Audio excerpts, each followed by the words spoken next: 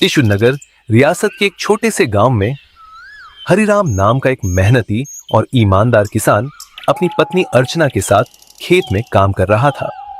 दोनों पति पत्नी इस उम्मीद में खेत की मिट्टी को सींच रहे थे कि इस साल उनकी फसल खूब अच्छी होगी।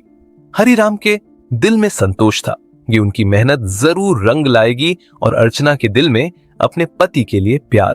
काम के बाद वे दोनों अपने छोटे से घर वापस चले आए। अर्चना ने बताया कि घर की लकड़ियां खत्म हो गई हैं। हरिराम ने मुस्कुराकर कहा कि वह सुबह जंगल जाकर लकड़ियां ले आएगा। अगली सुबह वह जंगल की ओर रवाना हुआ। अभी वह पेड़ पर कुल्हाड़ी मारने ही वाला था कि उसकी नजर एक घायल बंदर पर पड़ी जो झाड़ियों में कराह रहा था। बंदर बुरी तरह घायल था, उसका हाथ खून से भरा हुआ था और वह तकलीफ से बेहाल हो रहा था। हरिराम को उस पर बेहद तरस आया। वह बंदर के पास बैठ गया और उसकी हालत देखने लगा। उसी समय वहां एक साधु प्रकट हुआ। साधु ने हरिराम की जानवर के लिए हमदर्दी की सराहना की और एक मंत्र पढ़ा। अचानक बंदर के जख्म भरने लगे और वह उठकर बैठ गया। साधु ने बताया कि अब बंदर अपनी तकलीफें खुद बयान कर सकेगा और इतना कहकर वह साधु वहां से रवाना हो गया। बंदर ने अपना दुख बयान किया। उस पर एक शेर ने हमला किया था जिससे वह घायल हो गया था। हैरानी की बात यह थी कि वह अब इंसानों की भाषा बोलने लगा था और उसे इस नई हालत पर खुशी भी थी। हरिराम ने उसे घर ले जाने का प्रस्ताव दिया जो बंदर ने खुशी से स्वीकार कर लिया। हरिराम ने उसका नाम गोलू रख दिया। गोलू अब हरिराम और अर्चना के साथ रहने लगा। जल्द ही वह उनके परिवार का एक सदस्य बन गया। वह घर के कामों में हाथ फटाने लगा और कुछ दिनों बाद खेत में भी साथ जाने की जिद करने लगा। हरिराम पहले हिचकिचाया लेकिन गोलू की जिद के सामने हार गया। खेत में गोलू ने तेजी से सब कुछ सीखा और हरिराम का सच्चा मददगार बन गया। गोलू की बातें गांव में फैलने लगी। कुछ लोगों ने उसे बोलते सुना तो हैरान रह गए।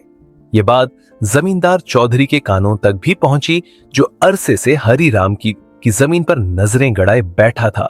अब वह इस मौके को इस्तेमाल करने की योजना बनाने लगा। इधर हरिराम की जिंदगी में एक नया तूफान आ गया। अर्चना को एक अजीब खांसी हो गई जो दिन ब दिन बिगड़ती चली गई। हरिराम ने गांव के वैद्य को बुलाया जिसने बताया कि बीमारी गंभीर है और इलाज महंगा। हरिराम ने अपनी सारी जमा पूंजी अर्चना के इलाज में लगा दी मगर बीमारी कम ना हुई। जब सब कुछ खत्म हो गया तो गोलू ने सुझाव दिया कि हरिराम अपने भाइयों से मदद मांगे। हरिराम ने केशव और बीरजू दोनों भाइयों से मदद मांगी लेकिन एक ने बहाना बना लिया और दूसरे ने तंज करके जमीन बेचने का सुझाव दे दिया। मायूस होकर हरिराम ने जमींदार के दरवाजे पर दस्तक दी। जमींदार ने उसे ताने दिए और शर्त रखी कि अगर कर्ज चाहिए तो अपनी जमीन गिरवी रखनी होगी और ब्याज भी बहुत ज्यादा होगा।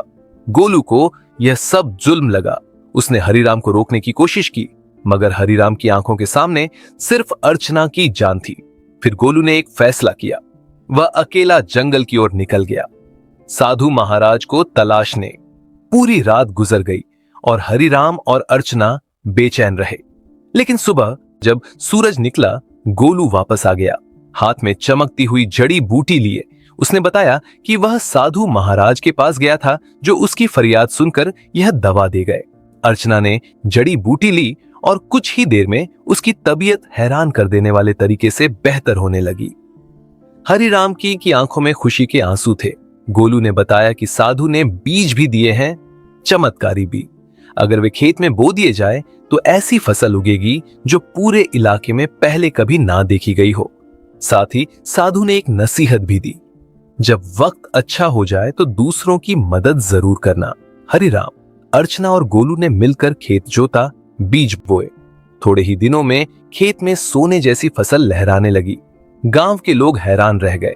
अर्चना जो बीमार थी अब खेत में काम कर रही थी और गोलू हरिराम का बाजू बन चुका था। फसल बेची गई, दौलत आई और हरिराम गांव का सबसे सफल किसान बन गया।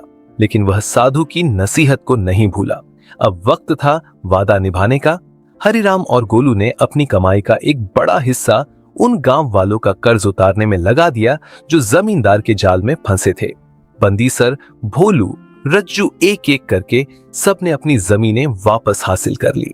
और यूं हरिराम और गोलू की दोस्ती ना सिर्फ एक घर बल्कि पूरे गांव की तकदीर बदल गई।